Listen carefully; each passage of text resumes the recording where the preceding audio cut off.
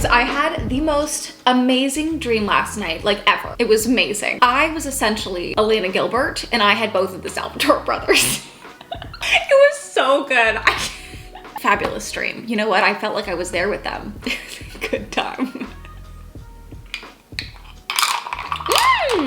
This is good today. I approve. Good morning, guys. Welcome to today's vlog. Today is Wednesday, which means it's our running day. My father and I are going for our run. I think my mom is actually gonna join us on the run this time too though. But I know I'm going for my second run today. We were originally thinking we would go twice a week, but then my body hurt for many days afterwards and we realized, okay, like let's start slow. You know, many people run every day and I am running once a week and that's good for me. You just gotta, you know what, everyone at their own pace. The fact that I've started this makes me happy. Even if I suck at it right now, I'm starting. And that's all we need. Yeah, so we have our run in the afternoon. That's at 1 o'clock and that's my main activity for the day / really the week. Love a stay-at-home order. Besides that, things are good. I want to talk a little bit. Actually, I'm gonna do like a little mental health Q&A today. I touch on it in vlogs and I keep you guys updated on how my mental health is, but maybe it'd be fun to do like a little mental health Q&A. So we'll do that this afternoon post run. I hope I do better today. Like I'm really nervous that I'm not gonna do well today. I don't want to put that out there. I just need to get that negativity out of my head because the fact that I'm doing it is enough. Okay, I gotta do some emails. I gotta make my thumbnail for the vlog and I will chat with you when I'm making some food.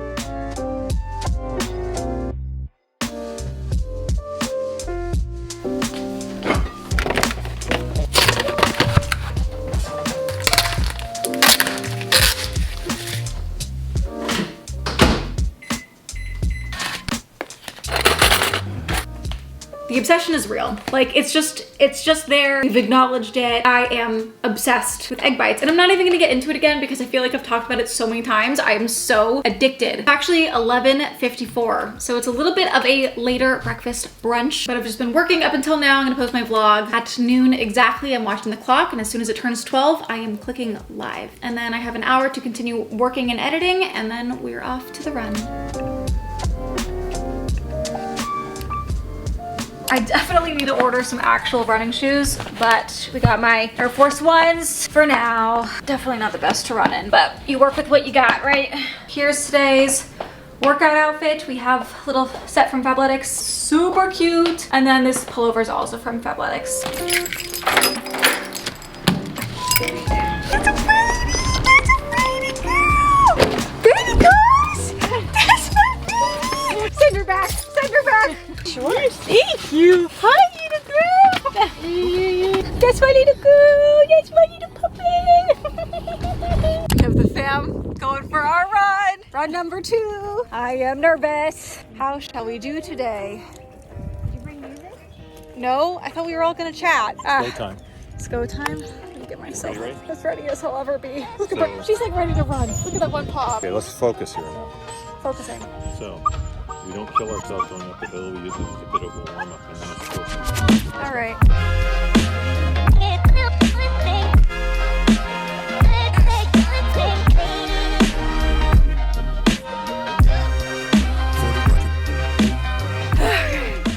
We did it. We beat our time by 1 whole minute. And that was what I wanted. I was like, you know what? I just want to 1 minute ahead. Even though you shouldn't put too much pressure on yourself to beat any records, just get out there and do it. But I have a innate nature to want to beat my past. So thank you. I think so too. It is a really beautiful day. Can't believe I'm wearing shorts out in the world again.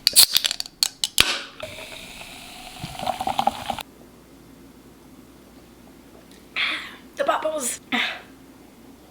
We're back. Honestly, today I kind of went into the run thinking I was gonna do worse than the first time. So the fact that I beat it by a minute, I am content. As I said while we were out there though, like don't ever push yourself. Go at your own pace. There's no pressure, like there's no real pressure. I think getting out there and starting is enough, but I need to remind myself and other people to not put that pressure on yourself. Just like do your best. Anyways, we did it. Second run. To me, this isn't just like a quick, like I want to start running for summer. Like I want this to be a lifestyle change. So I am taking it slow and I am not pushing myself to go running 3 times a week. That's just not gonna work for me. I'm trying to take this slow and ease into this lifestyle change. I ordered this from Indigo. There's 2 things in here.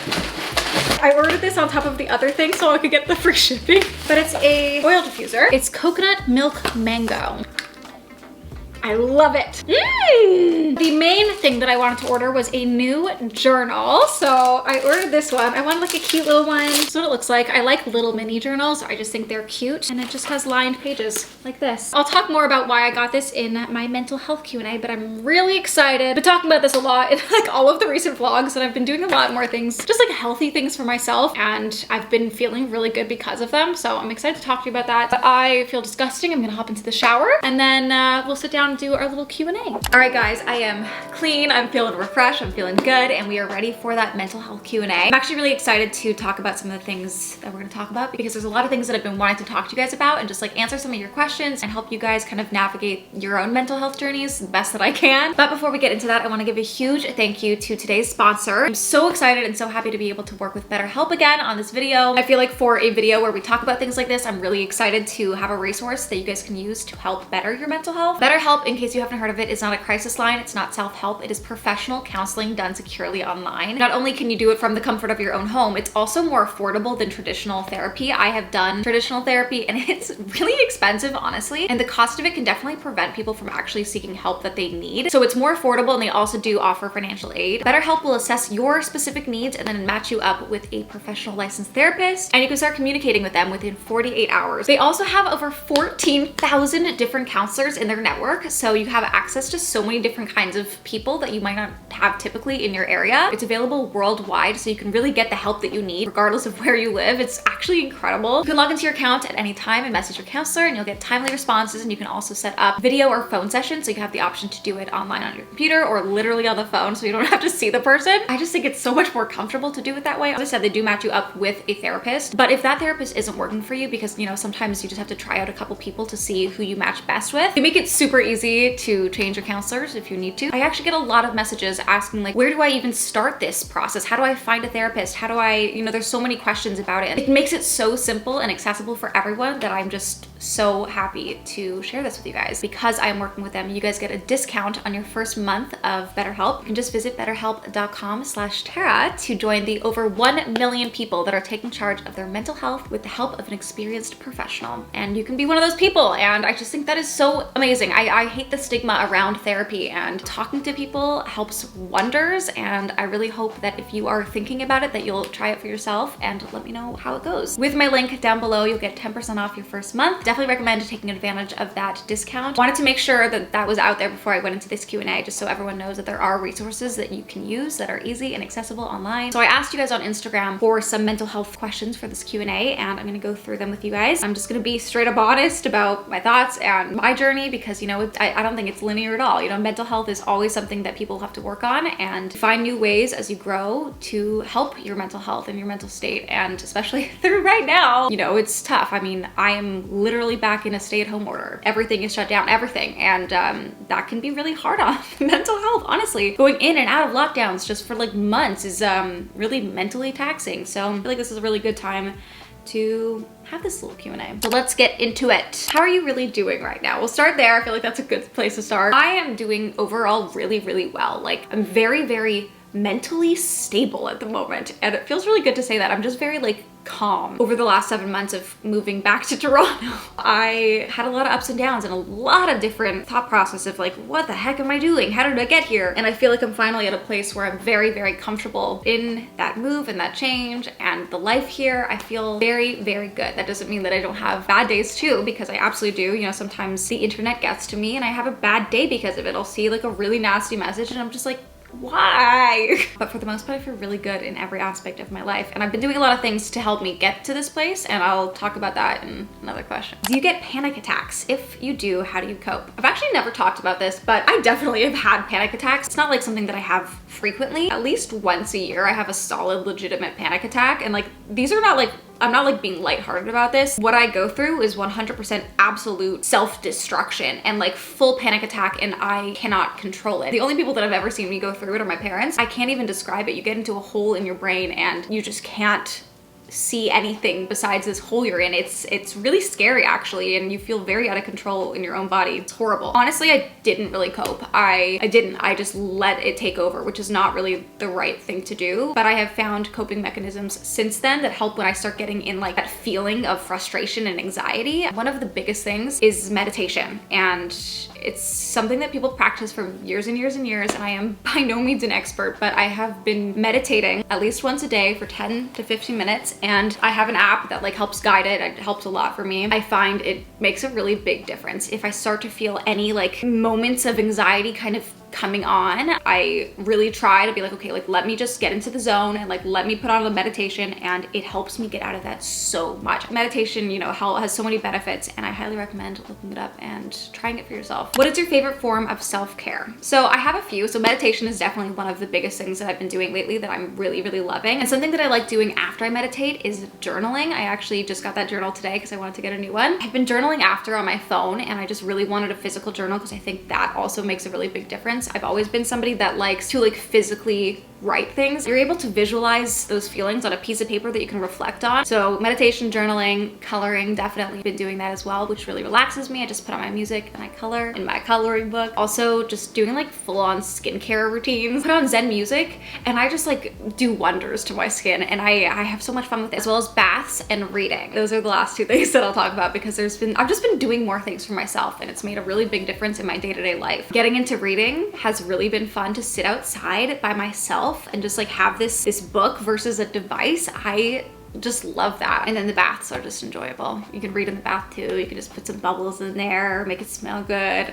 I love it. Do you feel pressure to obtain a level of perfection with work? And if so, how do you combat it? Yes. So my work is very different. I have a very public life. My job is very public. It's weird because I hyperanalyze everything that I say and everything that I do and everything that I edit, because I know no matter what I say or how I edit it, someone's gonna have something negative to say about it. Someone's gonna twist me into this negative narrative that they want to have of me in their head despite my best intentions. And it's difficult knowing no matter what you do or say, like I could be the most perfect person in the world, which does not exist, and someone will still find a way to twist my words and my actions into something negative. And that is so sad, and something that I will never ever be able to fight. Like that's just the world. People have these negative mindsets and they just want to watch people to hate them, you know? It's so sad. But something that helps me is just knowing that I am trying my best. No matter what it is, what job you have, my biggest thing is just try your best, you know? That's all you can do. Instead of like pushing yourself to be this unrealistic standard of perfection, just do the best for you. If you can feel comfortable in the things that you're doing, knowing that you're doing them with the best intentions and the best efforts you can, that should be enough. And it's something that you have to just like wrap your head around, because obviously everyone strives for more and for perfection. How to deal with overthinking? I would say meditation. If I start going like in a little spiral in my head, I will put on a meditation, and I'm not kidding, it totally changes my perspective. I have a lot of clarity afterwards. I feel like everything that I was overthinking, I'm able to just like figure out in that meditation, and then I'm like, okay, and I just move forward. Another thing you can do is talk to somebody, whether it's a family member or a friend or a therapist. If you don't have, you know, someone in your life to talk to, talking out loud, journaling, meditation, those are the things that I would recommend. Do you feel like your last relationship changed your mindset for future ones? Yes, I do. I think when I was in that relationship, I based my happiness on that relationship. I thought the only way that I could be happy was with somebody, but you know, being single for a year now, I feel so light and happy. And obviously, you know, relationships can also bring happiness, but I think your true happiness comes from yourself. And if you're not happy with yourself, then your happiness will vary constantly depending on how that relationship is going. And your relationship with yourself is so important. And I know one day I'm gonna be in a relationship again, and when I am, I know that I'm gonna be able to be in that relationship and look at it with clarity versus, you know, like I need this to be happy. You know, a relationship is something that should add to your happiness versus be your happiness. How does it feel to have left your whole life in LA? So I'm answering this one because I've talked about this kind of when I first got back here. I was talking a lot about how crazy it is that I left my whole life there. I left it behind, and I've come to realize now 7 months into being here, which is crazy, that wasn't true at all. You know, I didn't leave my life behind. Life is constantly changing and evolving, and no matter what, you're moving forward. You can never just stay put in one spot in your life. You will always go forward. That's just how time works. So I no longer look at it like I left my life behind. I'm just moving into another stage of my life. It's kind of exciting. I don't feel like I left anything behind at all. And really, at the end of the day, I lived here for 19 years versus the 7 years I lived in LA. Although I feel like this is a totally new city that I'm discovering, this is technically my home. This is where my family is, and I feel like life here is gonna be very, very fulfilling, and I'm really excited, actually. I feel like I'm so excited for my future here versus thinking that I left my life behind. I've also come to realize that you can start over at any time. Like, it's not even starting over, it's just moving forward, and you can do it at any moment. You can move to a new city and never look back, and just life will be what it is. And I don't know, life is what you make it. Okay, last one I'm gonna answer is, how can you feel good and have a good time by being yourself in the apartment? Is it lonely? I actually get this question a lot. A lot of people ask me, how does it feel to live alone? Should I be scared? And how should I feel? How is it? I love living alone. I have always loved living alone. I totally understand the fear of living alone for the first time. You know, you're just by yourself, just like a little human in the world. But there's something so great about living alone. I feel like you learn a lot about yourself. You grow as a human. I personally don't find it lonely at all. Obviously, everyone's different, but you can find ways to have a really good time by yourself. I am always listening to music, and I am dancing around the apartment, and I am singing, I am having fun with myself, and like there's no one around to judge me and my weird dance moves. I don't know, it's so freeing. I love living by myself. And you also have the option to see people whenever you want. Obviously, in normal times you can be as busy with people as you want, but then you get to come home and like get your alone time, and I just think it's really, really great. I think it's really great if you have the opportunity to live on your own at least once in your life. I think you should. And that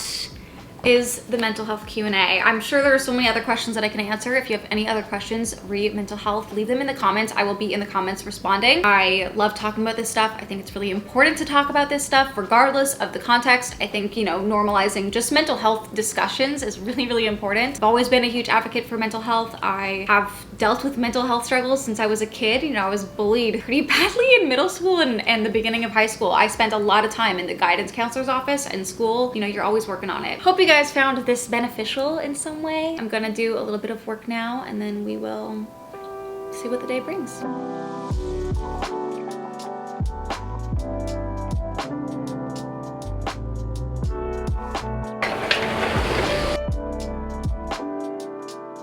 Okay, I don't think I'm getting my book time in today because I'm just like in a deep editing hole right now, but it was looking really cloudy, and now there are peaks of a pretty sunset.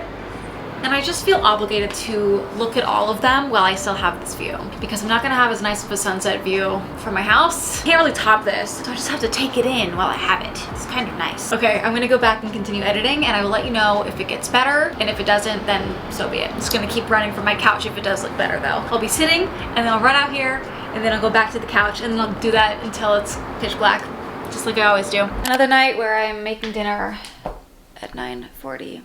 I know it's late, I know. At this point though, like it just seems to be my life, honestly. What am I gonna eat tonight? I'm gonna make the same pasta that I made last night, which is in the last vlog. Little mushroom ravioli never hurt anybody, so.